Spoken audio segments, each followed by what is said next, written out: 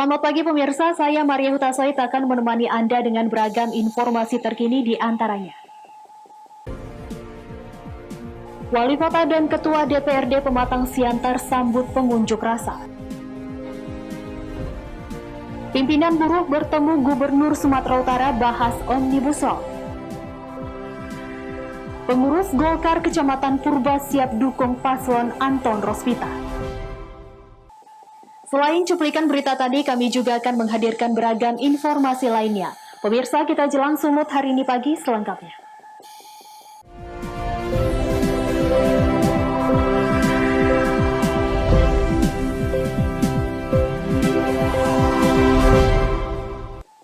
Kita ke informasi pertama pemirsa. Setelah sebelumnya unjuk rasa tolak Undang-Undang Cipta Kerja di Kota Pematang Siantar berlangsung ricuh. Kali ini demo kedua yang dilakukan oleh sejumlah mahasiswa langsung disambut Wali Kota dan Ketua DPRD Kota Pematang Siantar.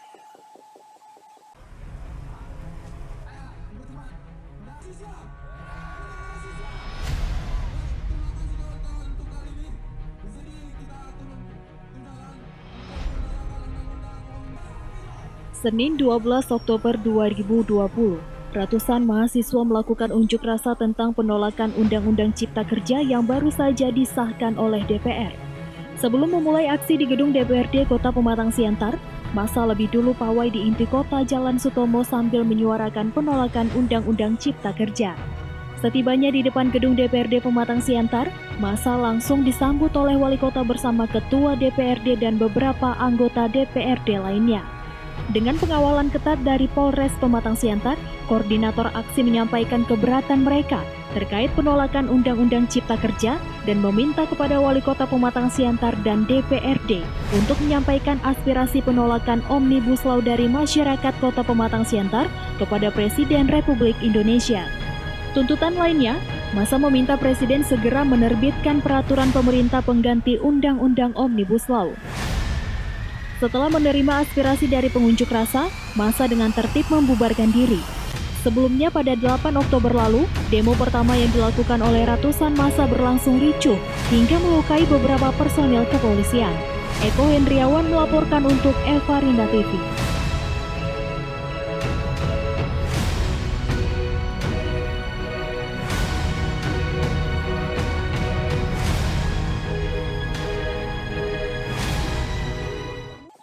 Sementara itu pemirsa, aksi demo penolakan Omnibus Law Undang-Undang Cipta Kerja terus bergulir. Ratusan massa di Padang Lawas Utara, Sumatera Utara juga melakukan unjuk rasa di kantor DPRD Padang Lawas Utara. Aksi massa diwarnai pembakaran ban bekas di gedung DPRD Padang Lawas Utara.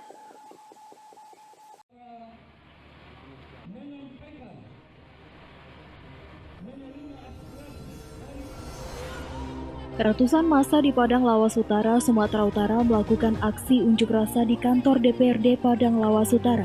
Dalam orasinya, massa mendesak DPRD Padang Lawas Utara untuk menandatangani surat penolakan Omnibus Law Undang-Undang Cipta Kerja. Dalam aksinya, massa membentang sejumlah poster yang bertuliskan kecaman pada DPRD Padang Lawas Utara yang diduga tidak pro rakyat. Massa mendapat pengawalan ekstra ketat dari ratusan petugas kepolisian dan BRIMOB. Untuk menghindari kericuhan, petugas kepolisian memasang pagar kawat berduri. Aksi massa disambut Ketua DPRD Padang Lawas Utara Mukhlis Harahap. Tidak mendapat kesepakatan antara pengunjuk rasa dengan pihak DPRD, massa yang kesal membakar ban bekas sebagai simbol perlawanan pada DPRD Padang Lawas Utara.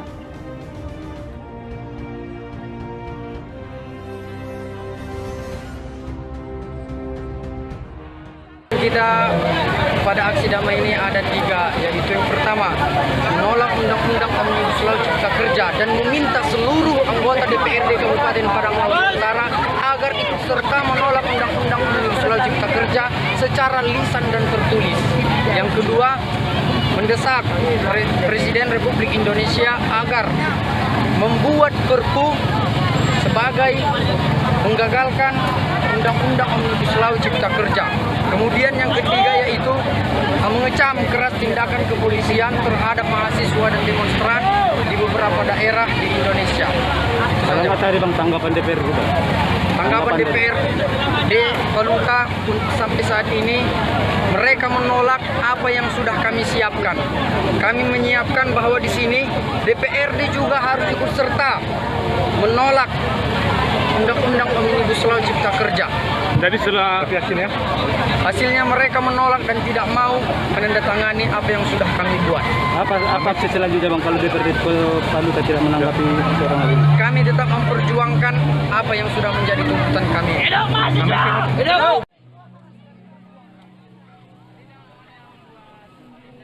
Hingga saat ini ratusan massa masih bertahan di gedung DPRD Padang Lawas Utara melakukan aksi unjuk rasa. Hingga lembaga legislatif mau menerima aspirasi massa dengan menandatangani surat pernyataan penolakan Undang-Undang Cipta Kerja. Arif Siregar melaporkan untuk Eva Rina TV.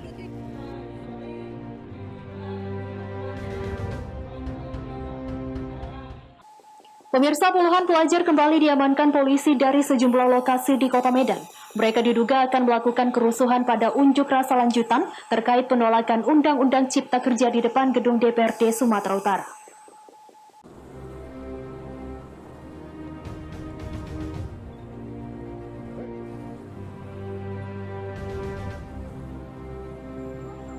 Petugas kepolisian melakukan penyisiran di sejumlah lokasi yang tidak jauh dari kantor DPRD Sumatera Utara. Diduga para pelajar ini akan menyusup ke barisan pendemo dan melakukan kerusuhan seperti yang terjadi pekan lalu. Mengetahui kedatangan petugas, para pelajar ini pun lari kocar-kacir. Puluhan pelajar pun terjaring dalam penyekatan yang dilakukan petugas dari Polsek Medan Baru. Saat dilakukan pemeriksaan, para pelajar ini mengaku mendapatkan ajakan demo dan berbuat rusuh melalui pesan berantai yang ada di WhatsApp. Bahkan ditemukan satu orang yang membawa tas dengan tulisan makian kepada DPR. Puluhan pelajar ini pun kemudian dilakukan pemeriksaan badan dan barang bawaan, kemudian digelandang ke Mako Polsek Medan Baru untuk didata. Sebelumnya pada aksi unjuk rasa Kamis pekan lalu, para pendemo terlibat bentrok dengan polisi. Aksi ini berujung ricuh usai pendemo melempari gedung DPRD dan petugas. Sejumlah fasilitas umum dan kendaraan dilaporkan rusak. Daniel Pekuali melaporkan untuk Eva Rina TV. Sumut hari ini masih akan kembali sesaat lagi, tetaplah bersama kami.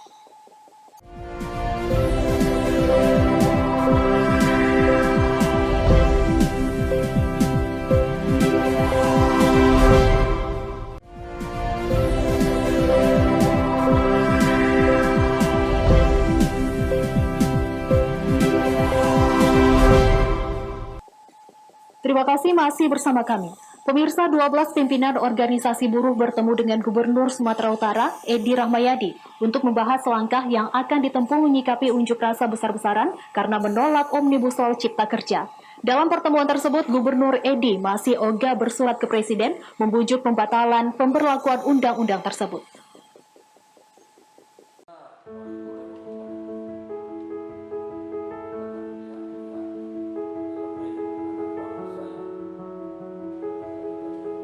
Dalam pertemuan yang diselenggarakan di pendopo Rumah Dinas Gubernur Sumatera Utara, Edi Rahmayadi menegaskan tak akan ikut-ikutan seperti gubernur lain yang mengirim surat ke Presiden untuk membatalkan Undang-Undang Cipta Kerja yang telah disahkan pada 5 Oktober lalu. Adapun 5 gubernur yang telah bersurat ke Presiden adalah Gubernur Jawa Barat, Sumatera Barat, Kalimantan Barat, Daerah Istimewa Yogyakarta, dan Jawa Timur. Dalam pertemuan yang dihadiri Pangdam 1 Bukit Barisan, Kapolda Sumatera Utara dan unsur Forkopimda itu, buruh mendesak agar Gubernur Edi juga bersurat ke Presiden. Edi dengan tegas menolak hal itu sampai pembahasan soal hal-hal apa saja yang ditolak buruh dalam undang-undang itu rampung dibahas. Apalagi draft asli Undang-Undang Cipta Kerja itu pun sampai sekarang belum diterima, baik oleh buruh maupun Pemprov Sumatera Utara. Pertemuan tersebut menyepakati akan membentuk kelompok kerja yang terdiri dari unsur pemerintah, buruh, akademisi, dan penegak hukum yang akan membahas masalah apa saja yang ada dalam undang-undang tersebut. Edi berjanji jika masalah tersebut telah dibahas, hasilnya akan diantarkannya sendiri kepada Presiden. Dia meminta waktu 2 hari untuk mencari draft asli Undang-Undang Cipta Kerja yang akan dibahas Pokja. Draft asli itu menjadi kunci dari kajian bersama yang akan mereka lakukan. Cari data yang benar. Data ini kan simpang siur. data yang ada core-nya DPR RI yang sudah mengetok, sehingga itu akan kita bahas. Kita akan membentuk pokja dari akademisi, dari hukum, dan dari para tokoh-tokoh buruh untuk sama-sama kita kaji apa yang terbaik secara real di Sumatera Utara khususnya dan pada umumnya untuk Indonesia. Dalam 2 hari ini kira-kira dapat bahannya itu Pak? Kita usahakan kita masing-masing kita cari. Dari pihak bapak-bapak dari buruh juga mencari, dari pemerintahan juga mencari. Kalau itu belum dapat, mau apapun kita persoalkan, sumbernya belum ada, datanya belum ada, nanti akan percuma itu. Artinya Bapak tidak akan mengikuti langkah yang dilakukan Pak Gubernur Jawa Barat, Gubernur Jawa Timur yang menyurati Presiden? Sumatera Utara bukan Jawa Barat. Jawa Barat lain sama Sumatera Utara. Bahasanya aja udah beda.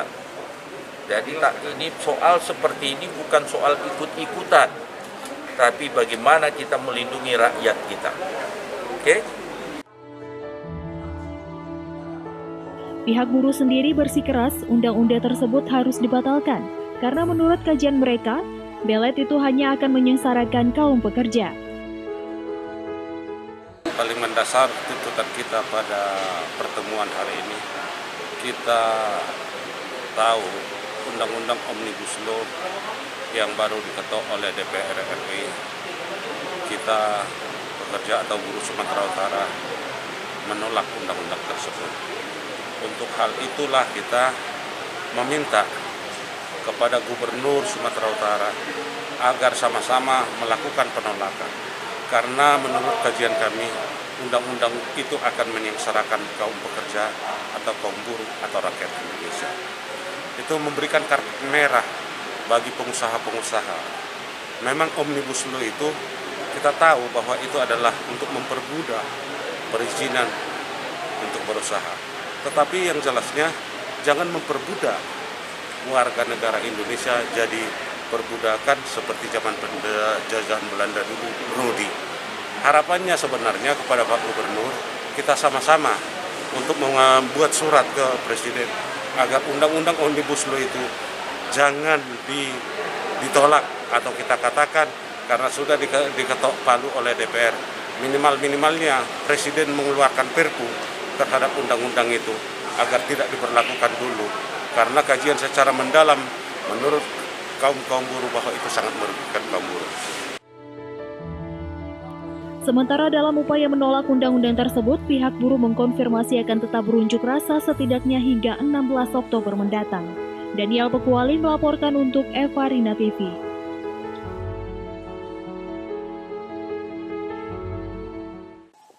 Kita ke informasi lainnya, pemirsa. Pemerintah Kabupaten Dairi melaksanakan instruksi pemerintah pusat, yaitu program pemulihan ekonomi nasional. Salah satu program pemulihan ekonomi nasional yaitu di bidang pertanian.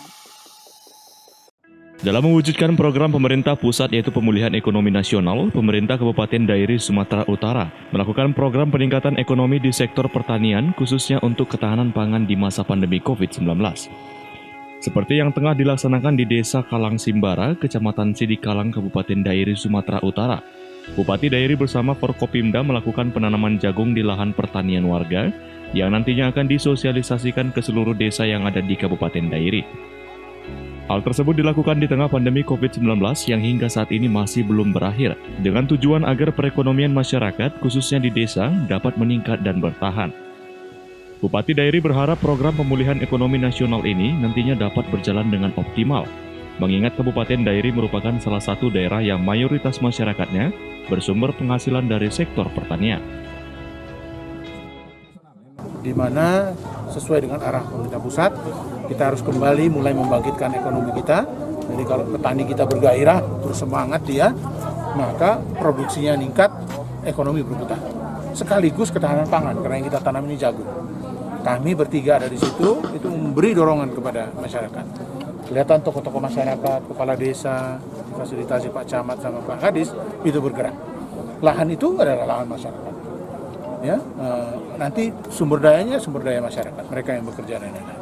Jadi kami tetap ada di situ memastikan semua berjalan.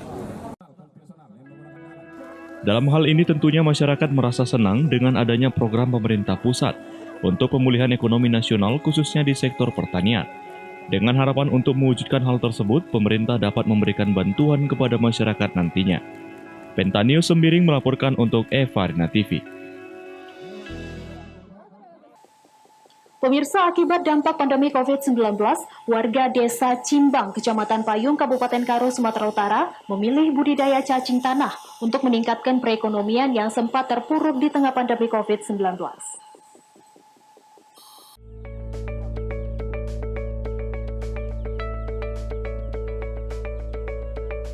Warga Desa Cimbang, Kecamatan Payung, Kabupaten Karo, Sumatera Utara, memilih beralih ke budidaya cacing pasca pandemi COVID-19 yang mengakibatkan tingkat ekonomi warga menurun. Alasan ini dikarenakan harga jual cacing tanah di pasaran sangat tinggi, yang mencapai harga Rp25.000 hingga Rp30.000 per kilogramnya. Imam selaku pengusaha budidaya cacing tanah ini mengatakan, dirinya menggeluti usaha ini dikarenakan permintaan pasar akan cacing tanah jenis cacing merah atau African Nightcrawler atau Lumbricus rebellus ini sangat tinggi. Cacing tanah ini nantinya akan diekspor ke luar negeri seperti Korea dan Cina untuk dijadikan bahan dasar kosmetik dan kecantikan. Dan untuk budidayanya sendiri tidak membutuhkan modal yang besar, hanya bibit cacing tanah, kotoran lembu, serta wadah penampung. Dan dari 1 kg bibit cacing tanah dapat menghasilkan panen 3 kg hingga 4 kg cacing selama 45 hari yang dibudidayakan di wadah ukuran 60 cm x 40 cm x 30 cm. Untuk pemasaran sendiri, dirinya mengaku sudah memiliki pembeli yang siap menampung hasil panen. Bahkan dirinya mengaku tidak dapat memenuhi permintaan pasar 10 ton per bulannya akibat kurangnya pasokan cacing tanah.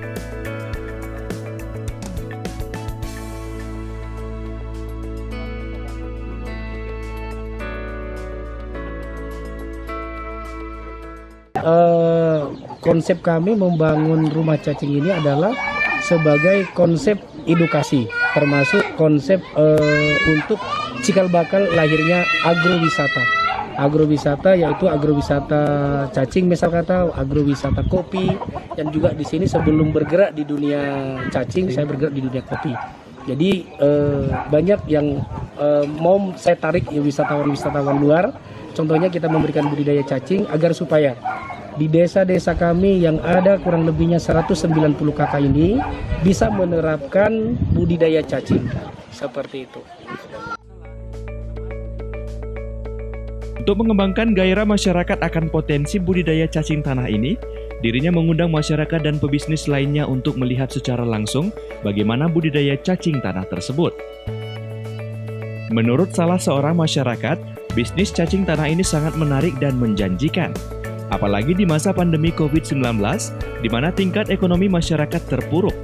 Lanjut Kepala Kantor Pos Kabanjahe ini, dirinya akan mendiskusikan kerjasama dengan pengelola dalam hal pengiriman barang dan bidang lainnya untuk menunjang bisnis ini lebih maju dan berkembang. Kalau hari ini saya sudah mendapatkan banyak pengetahuan atas budidaya ternak cacing yang ada di Desa Cimbang ini, ya. Saya bersyukur bahwa ini saya melihat satu potensi yang besar, ya. Usaha ini benar-benar bisa menjadi solusi di masa Covid ini. Ya, saya melihat karena proses pengerjaannya pun tidak terlalu sulit. Dan juga memang saya melihat ya tidak terlalu juga membutuhkan investasi yang besar. Jadi kalau memang ini suatu peluang, kenapa tidak?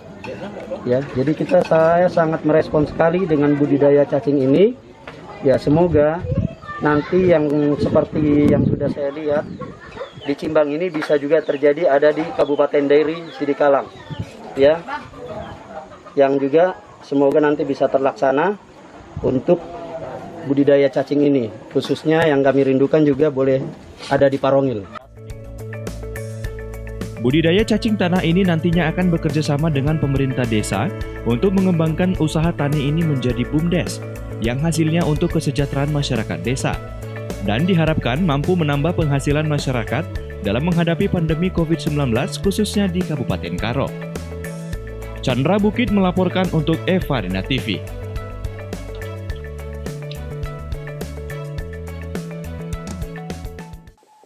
Sumut hari ini masih akan kembali sesaat lagi, tetaplah bersama kami.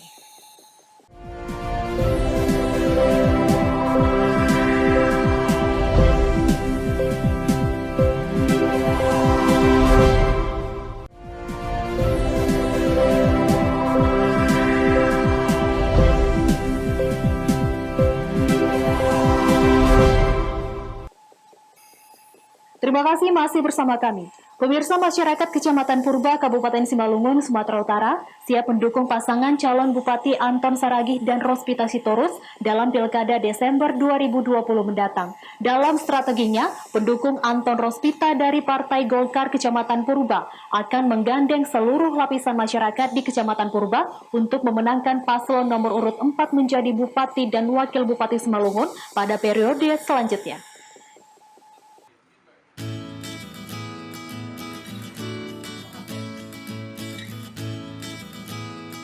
Dalam rangka menyambut Pilkada tahun 2020, masyarakat Kecamatan Purba, Kabupaten Simalungun, Sumatera Utara siap mendukung pasangan calon Bupati Anton Saragih dan Rospita Sitorus.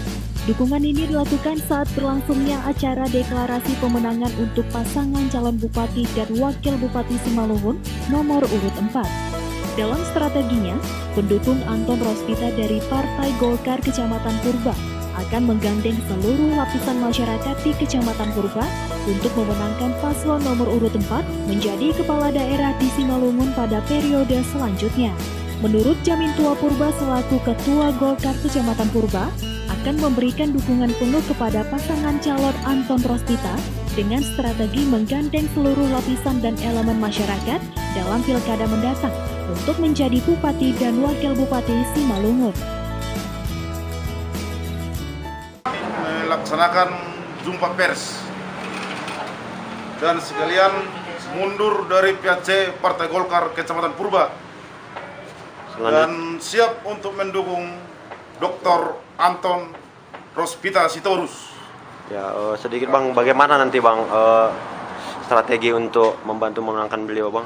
Bagaimana? Strategi kita sebagai mantan Ketua PAC Golkar siap merangkul ketua-ketua nagori di Kecamatan Purba dan siap memenangkan Dr. Haji Anton Rospita Sitorus. Harapannya Bang kepada pengurus nanti nih Bang, seperti apa nanti Bang? Sedikit dari Abang ini Bang. Harapan-harapannya bagaimana nanti, kekompakan atau apa gitu Bang?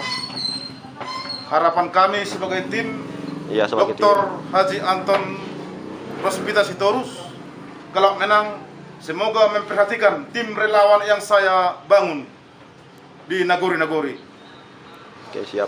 Ini kegiatan Bang, izin Bang, dilaksanakan di mana ini Bang? Salah satu tempat apa? Kegiatan ini dilaksanakan di Kecamatan Purba, Center Posko Pemenangan Anton Rospita Sitorus. Chandra Bukit melaporkan untuk Eva Rina TV. Pemirsa, demam tanaman hias yang tengah meningkat di masa pandemi COVID-19 membawa berkah bagi seorang pembudidaya tanaman bonsai kelapa di Kabupaten Purworejo, Jawa Tengah. Karakter yang unik pada bonsai kelapa membuat tanaman kerdil kini menjadi potensi bisnis baru karena banyak diburu para pecinta tanaman hias.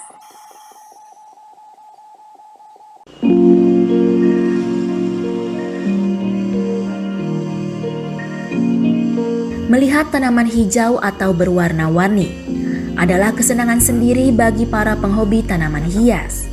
Apalagi di tengah masa pandemi seperti sekarang.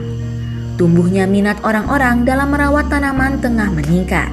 Melihat tren saat ini, tanaman kerdil atau bonsai paling banyak diminati di masa pandemi.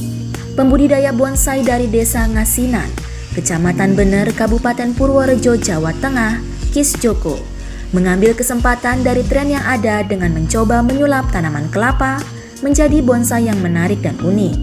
Bonsai merupakan metode pengkerdilan tanaman secara sengaja untuk membentuk karya tanaman hias dengan ukuran kecil daripada ukuran aslinya di alam pada umumnya. Kis Joko memilih bonsai kelapa karena karakter unik pada batok dan tunas yang tumbuh di tanaman tersebut menjadi daya tarik tersendiri. Proses pembuatannya tidak rumit. Dimulai dari memilih bibit kelapa tua dengan jenis kelapa sayur dan gading.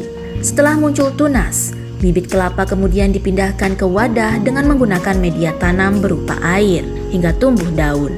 Langkah terakhir adalah pembentukan sesuai karakter bibit. Misalnya kulit kelapa dan tempurung didesain menyerupai miniatur hewan seperti siput. Tanaman bonsai seperti ini dia punya karakter kayak bonsai kayak serut sebangsa gitu, cuman ini lebih cepat tumbuhnya. Jadi dari kita buat dalam waktu 6 bulan itu sudah bisa kita nikmati bentuknya gitu. Salah satu pencinta bonsai, Marlina, mengakui tertarik untuk membeli tanaman bonsai kelapa karena unik. Dirinya ingin mencoba merawat tanaman bonsai kelapa, sekaligus untuk dipasarkan kepada teman-temannya sesama pecinta tanaman bonsai. Masa pandemi ini kan banyak musim bunga-bungaan gitu kan ya.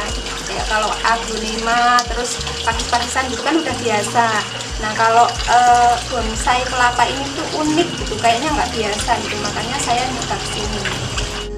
Dalam sebulan, Kis Joko mampu menjual sedikitnya 15 bonsai kelapa. Harga yang ditawarkan untuk sebuah seni kreatif bonsai kelapa beragam, mulai ratusan hingga jutaan rupiah, tergantung keunikan karakter yang dimiliki bonsai tersebut. Jika daun yang tumbuh memiliki kelainan genetik seperti albino, membuat harga yang ditawarkan semakin mahal. Bonsai kelapa yang dibudidayakan Kis dipasarkan berbagai macam platform di media sosial.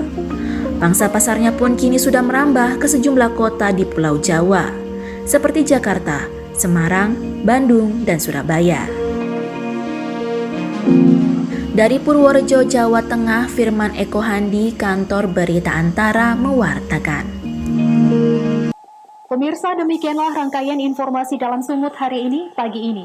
Saya Maria Huta-Soit mewakili kerabat kerja yang bertugas, pamit undur diri. Terima kasih atas kebersamaan Anda dan sampai jumpa.